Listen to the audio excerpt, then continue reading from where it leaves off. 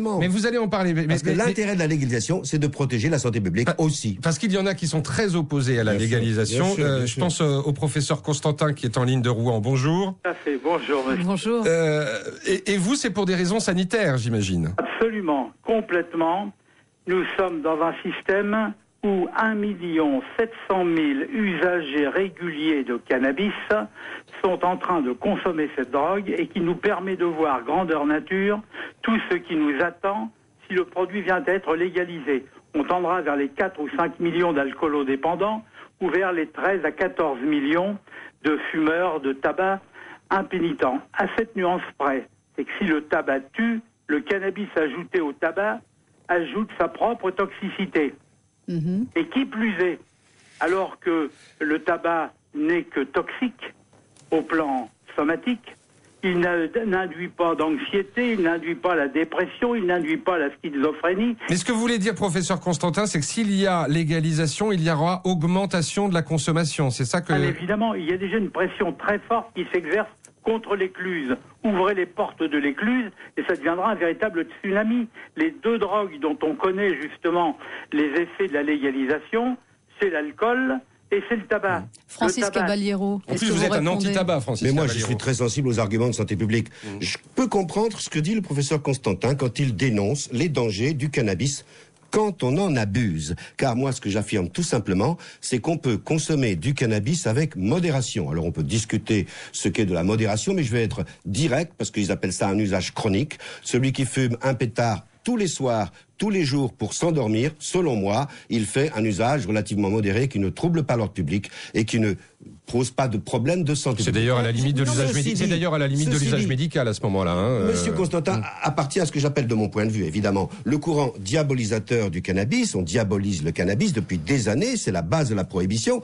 Mais il a raison, il faut des contrepoids sanitaires et sociaux quand on le légalise. C'est-à-dire que la vente est interdite aux mineurs, on fait de l'information des consommateurs sur les dangers, on donne le taux de THC, toute chose que ne fait pas le crime organisé. C'est très supérieur sur le plan de la santé publique de voir l'État contrôler sa distribution que de laisser aux mains des trafiquants. Voilà en gros ce que j'ai à dire. Jean Constantin. Le contrôle de la distribution, le connaît pour le tabac. Plus de 60% des buralistes ne respectent pas l'interdiction de vente du tabac aux mineurs. On est bien d'accord. S'agissant de l'alcool, vous savez le nombre de sujets mineurs qui sont en fait actuellement exposés à l'alcool.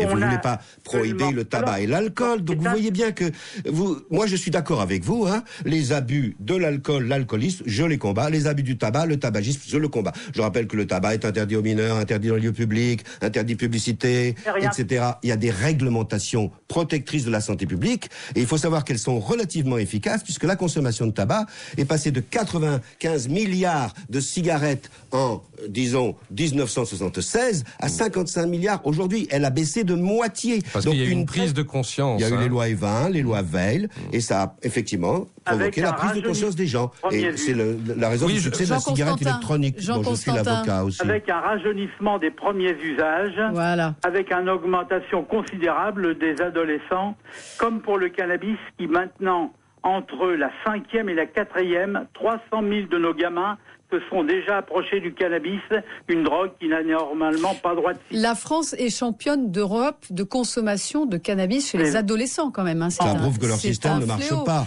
Non, mais... Moi, dans mon système, on ne vendra pas aux mineurs. Et vous remarquerez qu'au Colorado, puisqu'on a quand même en vraie grandeur une expérience de légalisation, pas sensationnelle, mais ils balbutient. Mais eux, ils mettent la majorité à 21 ans. Moi, dans mon système, je propose 18, puisque la majorité en France est à 18 ans. Je suis sûr que pas un seul mineur au Colorado ne pourra se procurer du cannabis dans les cannaboutiques qui ont là-bas, dans les Cannabis Buyers Club. Tandis que, comme il l'a dit, hein, dans 70% des bureaux de tabac, on vend aux mineurs. Alors ce n'est pas parce qu'une réglementation n'est pas respectée par les buralistes qu'elle est mauvaise en soi.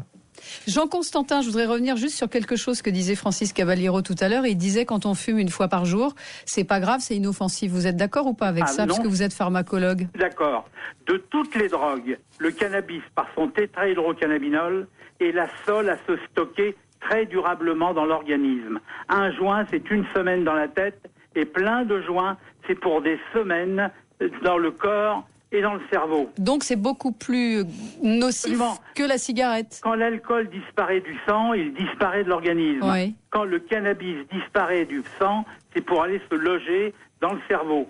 Donc avoir des effets qui perdurent. Et ça tombe sur nos jeunes au moment des processus éducatifs, au moment d'avoir des ambitions de vie, au moment donc où s'effectue la maturation cérébrale. C'est donc une période extraordinairement vulnérable. Et l'on sait d'ailleurs que plus tôt on le consomme et plus intensément on le consomme, et plus les risques de schizophrénie, la folie au sens commun du terme, risquent d'évoluer, risquent de se développer. Alors non, c'est pas une drogue comme les autres, et ça n'est pas parce qu'on en a voulu en faire une drogue douce qu'elle l'est. C'est une drogue lente. Merci, professeur Jean Constantin. Je rappelle que vous avez coécrit un livre paru en octobre dernier, Faut-il dépénaliser le cannabis, aux éditions Le Muscadier. On va poursuivre ce débat avec vous, maître Caballero, et